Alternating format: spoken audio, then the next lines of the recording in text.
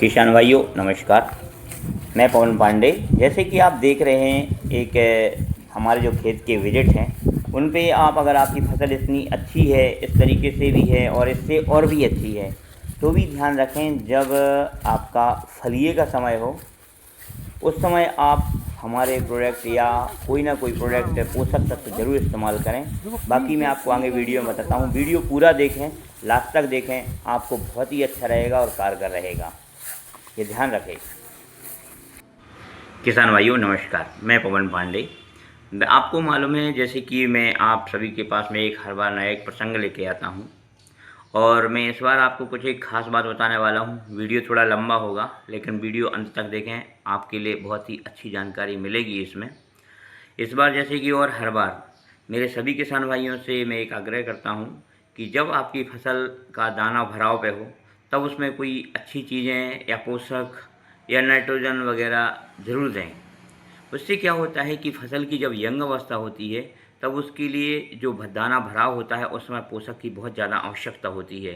जैसे कि कुछ लोग बोलते हैं कि सोयाबीन में तो नाइट्रोजन ऑलरेडी जो गांठें गांठें होती हैं वो उसमें हमारे लिए सोयाबीन में नाइट्रोजन डालने की ज़रूरत नहीं पड़ती है, लेकिन बारिश अधिक होने की वजह से उसके अंदर सोयाबीन के अंदर जो फफूंद होती है वो उसकी तादाद बढ़ती है। उस समय जो सोयाबीन के अंदर जो जड़ों में गांठें होती हैं वो उतना ज़्यादा असरदार नहीं हो पाती हैं। कारण क्या है कि उनके अंदर उनको डैमेज कर दिया जाता है, डैमेज हो जाती हैं वो।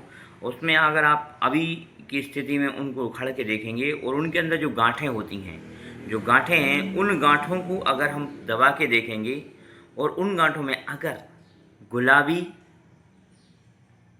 हल्का हल्का गुलाबी और पिंक कलर का अगर रस निकलता है तो वो एकदम स्वस्थ हैं। लेकिन अगर उनके अंदर थोड़ा थोड़ा मवाद टाइप का पीला पीला चिपचिपा तरल पदार्थ निकलता है तो वो डैमेज हो चुका है। इस स्टेज में हमें उनको या तो नाइट्रोजन की आवश्यकता पड़ती है या हमारे ऐसे और भी बहुत सारे विकल्प हैं जो हम उनको दे सकते हैं जिससे कि वो ठीक हो जाए और हमारे पौधे को, खासकर जो सोयाबीन होती है, दलहन की फसल होती हैं, इनके अंदर प्रोटीन की मात्रा 40% होती है, तो इनमें नाइट्रोजन की आवश्यकता बहुत ज़्यादा पड़ती है और इस स्टेज में हमें उनको कुछ ना कुछ पोषक ज़रूर देना चाहिए। जिससे आपने देखा होगा बीच वाला जो पेड़ होता है हमारा सोयाबीन का, तो ऊपर की फलियाँ पुच्ची रह जाती हैं और नीचे की फलियाँ भी पुच्ची रह जाती हैं, बीच बीच की फलियाँ भर जाती हैं।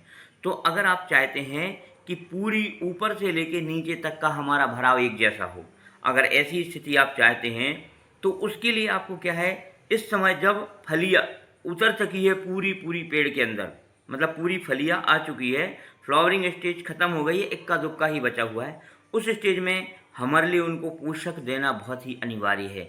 अगर आप ऐसी स्थिति में पोषक देते हैं तो आपका जो दाने का भराव होगा ना वो बहुत गजब का होगा और बहुत ही अच्छा होगा। कारण कि अभी हम लोग क्या है, जब बोनी करते हैं उस समय हम लोग क्या करते हैं, जो हम देते हैं राइजोबियम वो तो हम दे नहीं पाते हैं, या हम ऐसी फसलों की तैयारी करते हैं कि हम खेतों में आग लगा देते हैं और खेतों में आग लगाने से जो राइजोबियम की मात्रा है वो दिन प्रतिदिन कम होती जा रही है, बैक्टीरिया वो ख़त्म होते जाते हैं।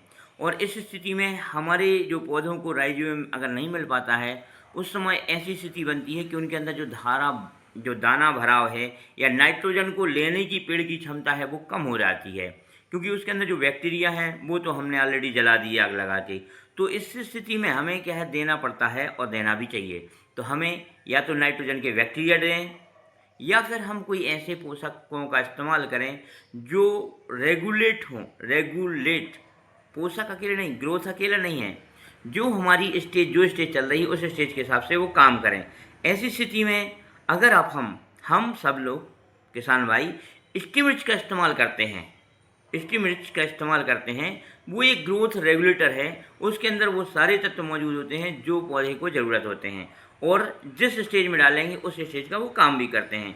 तो अगर आप ऐसा इस्तेमाल करें, और मैं नहीं बोलता कि आप पूरे में डालिए, भरोसा करिए, आप इतनी बड़ी बड़ी खेती कर रहे हैं तो 1 या 2 एकड़ में या 1 पंप में डाल के ज़रूर देखें और उसकी पैदावार को देखें कि आपने जो डाला है जहाँ की उसकी पैदावार का क्या फ़ायदा हुआ है, उसमें कितनी पैदावार बढ़ी, उसके दाने का भराव कैसा आया है। क्योंकि सबसे बड़ा जो वैज्ञानिक है वो किसान है और किसान खुद वैज्ञानिक करे अपनी अपनी स्थिति को जाने और अपनी फसल की स्थिति को समझे। अगर वो खुद करता है तो अगली बार के लिए, अगली आने वाली फसल के लिए अपना खुद तैयार कर सकता है और समय समय पे जो ज़रूरत पड़ती है वो दे सकता है। तो मैं आप लोगों से एक ही अनुरोध करूंगा किसान भाइयों, वीडियो थोड़ा लंबा हो रहा है लेकिन फिर भी पूरा देखें, आपको फ़ायदा होगा कि जो फसल है हमारी उसका जब भराव का समय आता है, जब दाने में दूध पड़ने की अवस्था रहती है, उस समय हमें पोषक का इस्तेमाल ज़रूर करना चाहिए, एक खास पोषक का इस्तेमाल। और मैं अभी किसी खास पोषक को इस्तेमाल प्रमोट नहीं कर रहा हूँ।